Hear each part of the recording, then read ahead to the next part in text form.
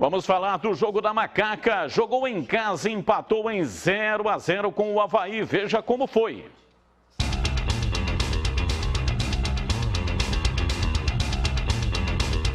A Ponte entrou em campo contra o Avaí precisando apenas de um empate para sair provisoriamente da zona de rebaixamento.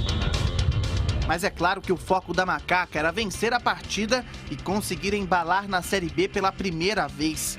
E Richard, logo no começo do jogo, deu uma esperança de vitória ao torcedor da Alvinegra. Desvio de Richard, vai embora! Rodrigão nesse lance também, mas o juizão marcou posição irregular.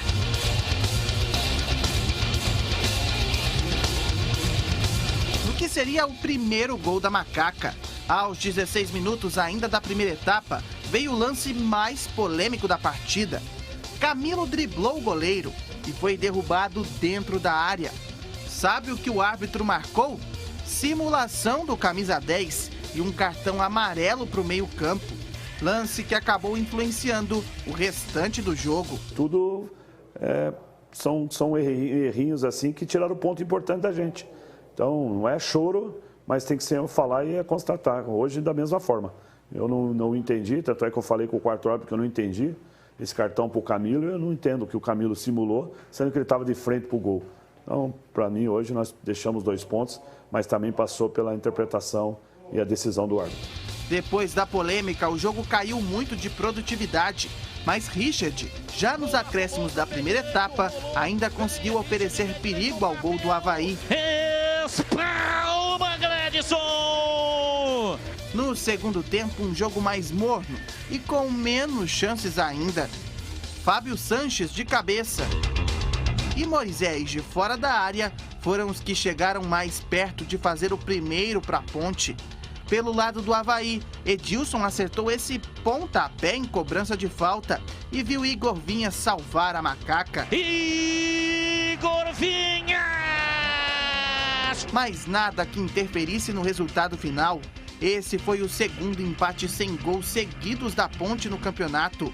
Mesmo com o resultado, a equipe de Gilson Kleina pula para a 16ª posição e foge provisoriamente da zona de rebaixamento. E faltou, né, a nossa poder de decisão. Acho que é isso que está faltando, né? Teve a cabeçada do Sanches, teve, infelizmente, um cruzamento muito bom do Felipe, foi no ombro do Veras, tivemos a transição com o Thales, tivemos uma jogada com o Kevin. Então, algumas coisas aconteceram, tem jogo que a gente não consegue criar muito, mas as chances que nós tivemos, eu acho que nós poderemos oportunizar para melhorar nossa campanha.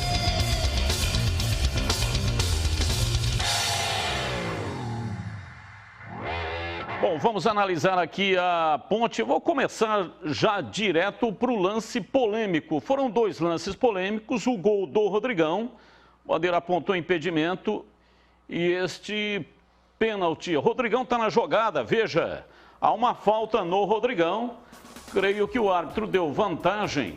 E aí o Gladson, o goleiro do Avaí, sai e toca na perna do meio da Ponte. O suficiente para derrubar em tempo real na transmissão. O Gleger, o Tigrão e o Lupe acharam que não foi pênalti. Mas eu fiquei sozinho nessa. Achei que foi pênalti. Disse, inclusive, na transmissão que a Ponte foi prejudicada porque há o toque claro do goleiro na perna do Camilo, derrubando o meia da Ponte. O problema é que o Camilo já chega dobrando a perna. O toque há, mas o Camilo também dobra a perna. Pode esse ato do Camilo ter levado o árbitro a cometer esse erro. O lance de VAR. Não tem VAR na Série B. Se tivesse VAR, o lance teria sido revisado e o pênalti teria sido marcado para a Ponte Preta. Tá aí de novo para você, Alain. Eu disse na Rádio Bandeirantes que eu mudei a minha opinião.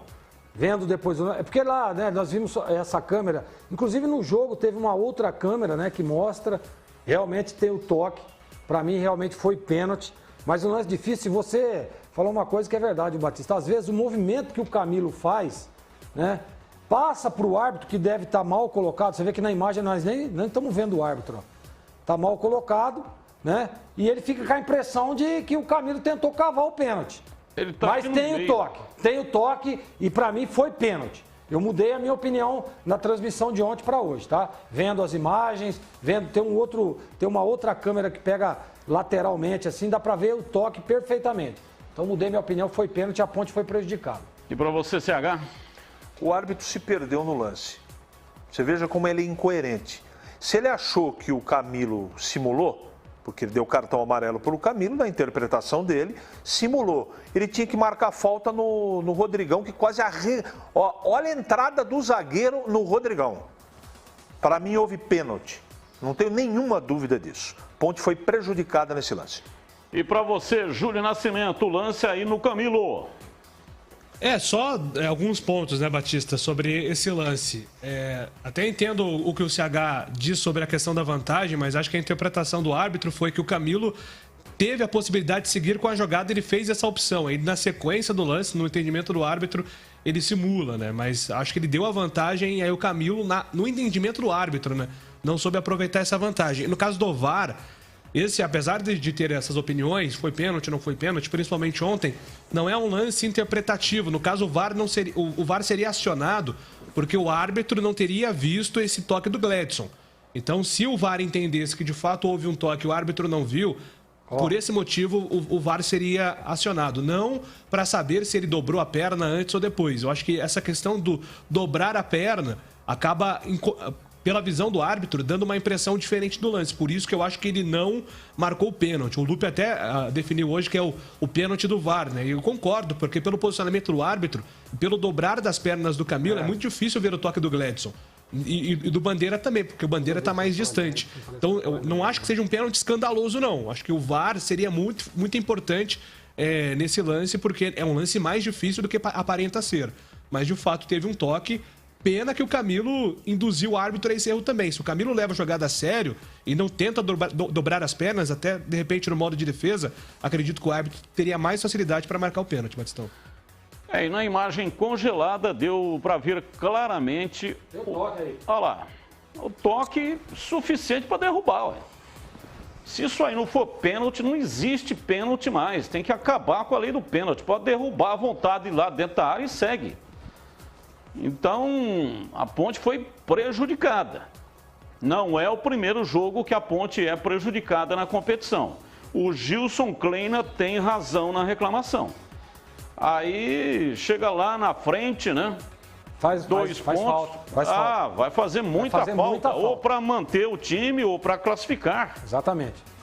Mas acontece que a Ponte não perdeu o jogo. Não perdeu, mas ela poderia ter vencido, que seria importantíssima. O pênalti não é garantia de gol. Claro que o atleta pode chutar para fora, o goleiro pode defender e tal, mas é uma grande possibilidade, principalmente num jogo equilibrado como esse.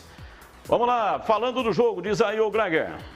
Ô Batista, primeiro dizer que eu fiquei muito feliz com o retorno, com a escalação do Ivan Quaresma.